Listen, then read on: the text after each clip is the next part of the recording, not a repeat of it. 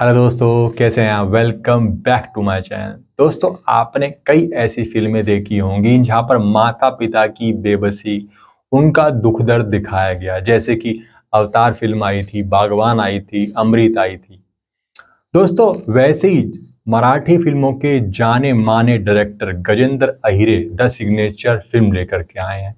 दोस्तों, इस फिल्म में एक पति अपनी पत्नी को ठीक करने के लिए दर बदर भटकता है।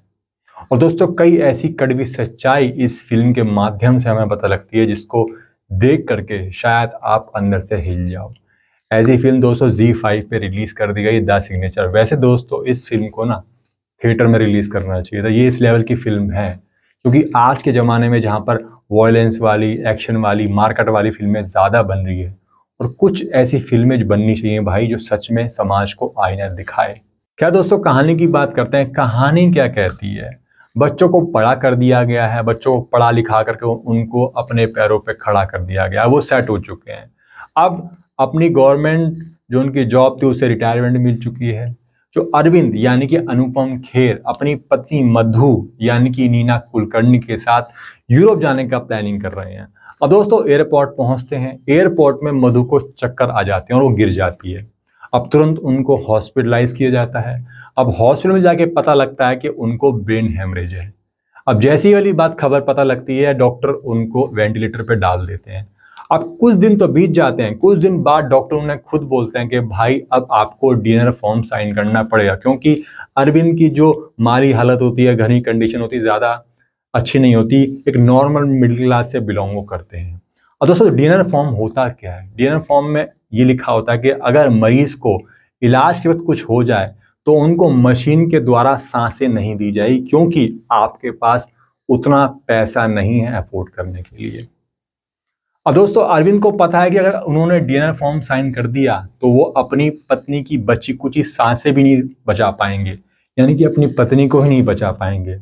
अब इस बात को वो बर्दाश्त नहीं कर सकते, क्योंकि अपनी पत्नी से वो बहुत ज़्यादा प्यार करते हैं। जो उनका बेटा होता है वो खुद दबाव डालता है कि भाई डीएनआर फॉर्म साइन कर लो पिताजी, नहीं तो हम तो बर्बाद हो जाएंगे। क्योंकि उसके बेटे ने भी पैसे देने से मना कर दिया है, अपना हाथ खींच लिया है, वो भी अपनी फैमिली का बहाना बना के निकल लिया है साइड से। अब दोस्तों, अरविंद अपनी पुश्तैनी जमीन भी बेच देता है पैसा इकट्ठा करने के लिए, लोगों से उधारी मांगता है, दर बदर भटकता भी है, और क्राउड फंडिंग जैसी चीजें भी करता है ताकि वो लोगों से पैसा इकट्ठा कर सके, अपनी पत्नी का समय पे इलाज करा सके, जो भी वेंटिलेटर का खर्चा होता है।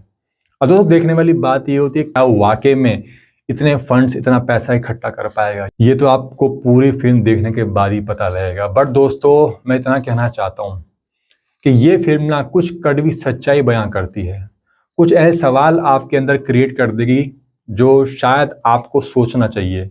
क्या वाकई में जब माँ बाप बूढ़े हो जाते हैं, क्या उनकी ज़रूरत किसी को भी नहीं होती? क्या बच्चों का या समाज का फ़र्ज़ नहीं बनता, या ऐसा दायित्व नहीं बनता कि भाई उनकी मदद की जाए जब वो ऐसी हालत में नहीं है, वो कुछ नहीं कर सकते, या उनका शरीर या उनके अंदर इतनी ताकत नहीं बची है इस समय में? ये वाली बात सोचने वाली बात है। और साथ साथ दोस्तों, ये भी सवाल मन में आता है कि जिन बच्चों को पैदा किया था, जिन बच्चों को पाल पोस के बड़ा किया था, वही बुरे समय में अपनी समस्याओं का बहाना लगा कर निकल लें साइड से। क्या ये वाकई में सही है? बिल्कुल भी सही नहीं। ये आपके मन में कई सवाल ऐसे क्रिएट करेंगे। और दोस्तों, ऐसी भी चीज़ आपके सामने आएगी कि भाई शायद आप अपनी माँ बाप की मतलब केयर करना ज़्यादा शुरू कर दें इस फिल्म के बाद, जो शायद आप कभी करते नहीं थे, या आप अवॉइड करते थे इन चीज़ों को लेकर के। ये तो खैर आपको देख करके ही पता लगेगा फिल्म। तो एक्टिंग की बात करूं तो भाई साहब अनुपम खेर ने साबित कर दिया है कि वो दुनिया के सबसे बढ़िया कलाकार हैं, सबसे बढ़िया एक्टर हैं। उनकी परफॉर्मेंस, उनके चेहरे से जो बेबसी, जो दुख और दर्द झलक रहा था ना किरदार में, जब वो घुसे हुए थे, तो भाई साहब ऐसा लग रहा था कि वाकई में वो इस किरदार को जी रहे हैं। बहुत ही औसम काम किया है। हालांकि ये पूरी फिल्म उन्हीं पर है, सेंट्रलाइज है, उन्हीं को ही फोकस कर रही है। बाकी और जो किरदार है उन्होंने बहुत बढ़िया काम किया है।